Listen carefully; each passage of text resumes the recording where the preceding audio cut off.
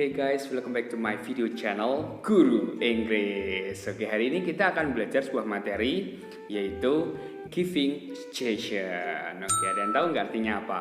Ya, giving itu artinya memberi ya guys. Suggestion itu adalah nasihat atau saran. Ya, jadi kalau kita hidup itu pasti kita bukan saran dong dari orang lain, atau sometimes kita bisa ngasih saran kepada orang lain, ya enggak? Contohnya gini, kalian harusnya subscribe channel ini. Jangan lupa ya, itu salah satu bentuk suggestion guys yang saya berikan kepada kalian. Nah, itu fungsinya apa sih giving suggestion? Yang pertama, to maintain interpersonal relationship with others. Berarti kalau kita ngasih nasihat kepada orang lain, kita bisa tuh menjaga hubungan dengan orang lain atau menjaga kedekatan kayak gitu guys. And the second one, to suggest someone, ya iyalah pasti namanya aja giving suggestion, berarti untuk memberikan nasihat kepada orang lain. And then the third one, to prevent someone from dangers. Nah, ini biasanya kita lakukan kepada anak kecil gitu kan guys.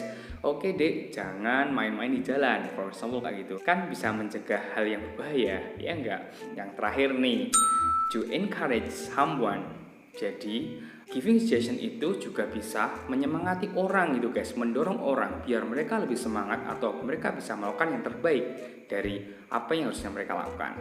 Oke, setelah kalian tahu fungsinya, gimana sih kita minta saran kepada orang lain? Nah, ini ada beberapa kalimat tanya yang bisa kalian gunakan untuk meminta saran kepada orang lain guys. Bisa dicatat ya. Yang pertama, what do you think I should do? Nah, itu bisa guys. And then the second one, what should I do? What should I do? And the third one, what can I do? What can I do? Nah, gitu. The fourth one, what do you suggest? Or what do you recommend? Sama aja itu guys. And the next one, I need your suggestion. Mungkin bisa juga kayak gini, please give me suggestion. Nah, itu mungkin lebih casual, lebih sama temen kayak gitu guys.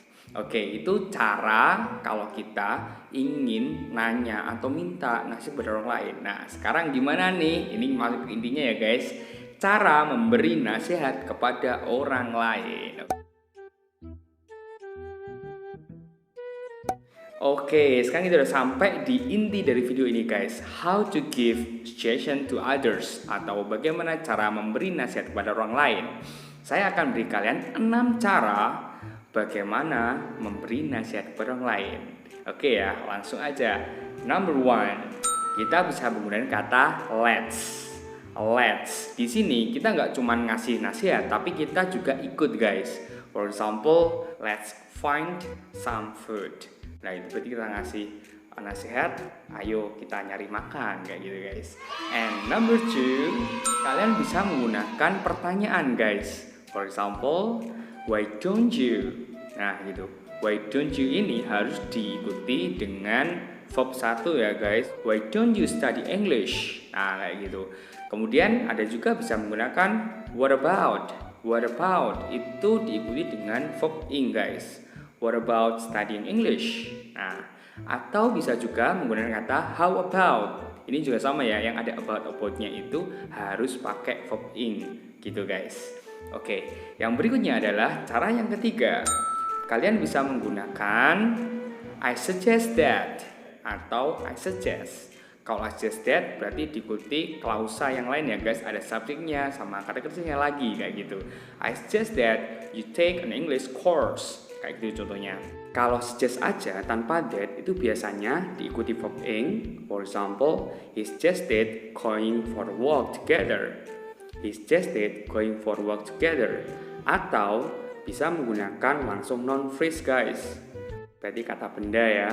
For example, he suggested a good movie to watch. Oke, cara yang keempat, kita bisa menggunakan conditional type 2 gitu guys. Berarti menggunakan kata if I were you. If I were you tanya adalah jika saya menjadi kamu gitu guys. Jadi ini bisa merasakan kayak gitu. Jika saya menjadi kamu, saya akan apa? Sampel lah itu. Nah, sekarang contoh ya. If I were you, I would love my parents. Nah, ini harus diikuti dengan kata would plus verb one gitu guys. If I were you, I would obey my parents, I would love my parents, I would buy a new phone. Nah, itu bisa kayak gitu guys. Itu ngasih nasihat menggunakan conditional sentence. Dan kemudian cara yang kelima adalah menggunakan kata had better. Had better. Nah, di kata had better ini diikuti dengan verb 1 guys. Biasanya digunakan untuk strong suggestion atau memberi nasihat yang lebih kuat yang harus benar-benar dilakukan. For example, you better atau you had better study English if you want to be accepted in that company, kayak gitu. Nah, itu pakai had better ya guys. Cara keenam, nah ini yang paling saya suka nih, karena menggunakan modal verb dan menurut saya yang paling gampang guys. Nah, yang pertama kalian bisa menggunakan kata should and then ought to, atau yang terakhir bisa menggunakan kata could. Masuk di yang pertama ya, menggunakan kata should. Should itu biasanya yang paling general nih, bisa dipakai di berbagai situasi. Nah, kalau positif dan kata kerja, kalian bisa ngomong kayak gini.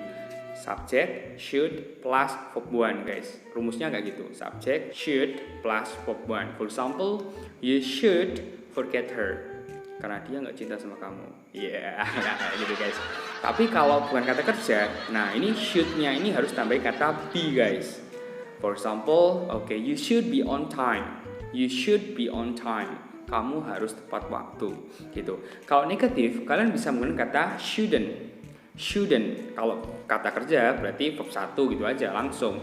You shouldn't feel that way. Contohnya kayak gitu guys. Kalau bukan kata kerja, kalian bisa rubah tambah kata be aja setelah kata shouldn't. Jadinya adalah you shouldn't be sad. Kamu harusnya nggak sedih, kayak gitu guys.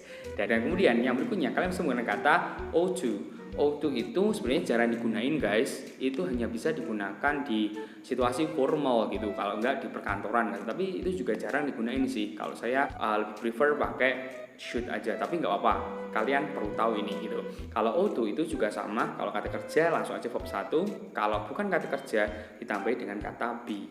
For example, you ought to study English, you ought to be on time. Nah, kayak gitu guys. Dan kemudian yang terakhir menggunakan kata could.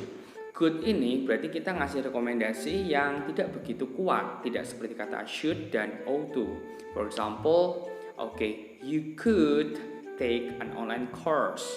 Sebenarnya selain menggunakan kata should, ought to, dan kata could itu, kita juga bisa menggunakan ini juga guys, tapi lebih kuat lagi ya dibandingkan kata should. Artinya bahkan kayak harus gitu guys, yaitu bisa menggunakan kata have to, atau mungkin bisa kalian tambah dengan kata got, jadinya have got to. Itu diikuti sama verb 1 guys. Ini lebih strong dan boleh banyak banget gunain ini guys. Saya kasih contoh ya. You have got to study right now. Nah, itu berarti kamu harus belajar sekarang. Setelah kita belajar giving suggestion-nya, pastinya kita wajib tahu ya guys cara meresponnya. Yang pertama, kalau kita menyetujui nasihat dari orang lain, kita bisa ngomong alright, yes, that sounds great, that sounds good. Atau boleh bilang I think so, itu juga bisa guys. Kalau menolaknya, kalian bisa ngomong sorry, I don't think so. Atau mungkin kamu bisa bilang I don't think it's necessary. Bisa juga I don't think we should, I don't think I should. Itu bisa kalian pakai untuk menolak kalau kalian dikasih nasihat sama orang lain guys. Nah, jangan lupa ya guys, kalian praktis sendiri di rumah, latihan buat dialog, latihan ngomong, gunain ungkapan-ungkapan yang udah kita pelajari di dalam video ini gitu guys. So I hope you understand and see you on my next video guys. Bye.